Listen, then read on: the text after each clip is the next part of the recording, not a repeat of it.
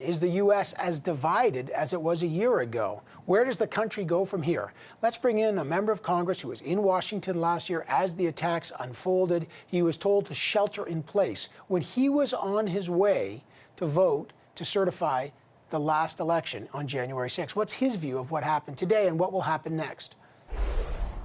Joining me now is Congressman Brian Higgins. He's the Democratic congressman representing New York's 26th congressional district. He was told to shelter in place during the insurrection of January 6th.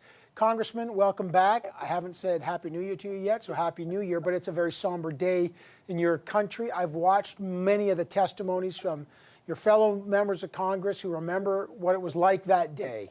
For you, what does January 6th mean? What do you recall? Well, it was a terrible day for our democracy. A healthy democracy is premised on the peaceful, dignified transfer of power. There was no dispute in this election. President Trump's Homeland Security Department characterized this election as the safest, most secure in American history. Joe Biden won by 7 million votes in the popular vote, and he won 306 electoral votes out of 270 needed. So there was no dispute. Despite that, the president urged the mob to attack the Capitol and then ran in the opposite direction to watch the death and destruction that he unleashed from the safe confines of the White House. He's a coward.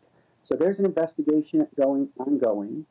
738 people have been arrested with respect to their activities on that date.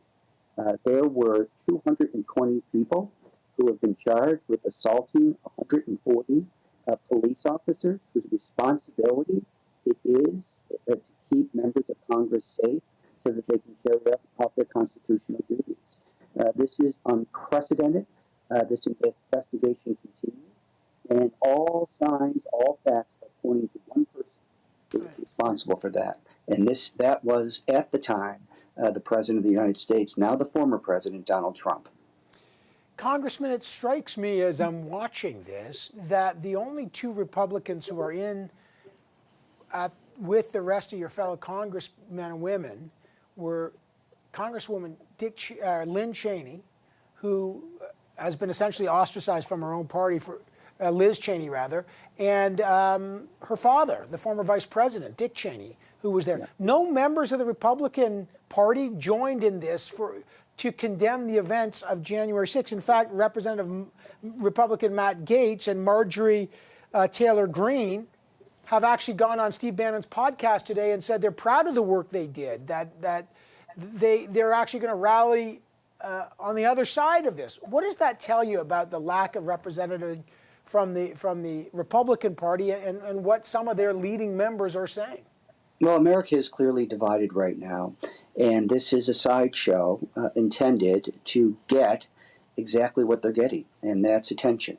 And that motivates them to continue to act up. You know, most of the people that are making names for themselves in Congress are making spectacles of themselves, and it's self-motivated, which is in direct conflict with, the legislative process, our Constitution, the establishment of Congress, and what congressional representatives are supposed to do. So that is, they're there to just create more conflict and to focus attention on themselves because their fundraising probably benefits them. But there's no one else there. I mean, again, Canadians are looking at this, sir, and you know, there's a concern about the weakening of American democracy. I mean, this was not just another riot. This was an assault on the Capitol during the certification process to try to certify the peaceful transition of power and to stop it. What do you say to people who say America, their democracy, which has been challenged many times, as many democracies have, but this is a sign it's at a perilous moment? Well, it's being challenged, and it's been challenged throughout our entire history. But it's also demonstrated that it's resilient. American citizenship is a special gift. We live in America, which is an imperfect but a good nation, and it requires us as Americans to be better sons and daughters to the nation. No country can thrive without good people in it. So, the hope is that we have learned from the events of a year ago. Certainly, there are going to be people that are out there to exploit this for their own personal benefit. And that's the circus that you see being played out with the Republican members that came there and, challenging the somber emotion of this day. But that's human nature. That's why we study the humanities. That's why Shakespeare is still relevant after more than 400 years. Human nature never changes. And but I'm confident that American democracy will continue to be resilient, and we will be stronger as a result of that. A very somber day, as hard to believe a year has already passed since the riots and insurrection attempt that we saw on your Capitol. I wish you all the best, sir, and as we all say, we hope our democracies prevail over all challenges. Thank you, sir. Thank you for having me.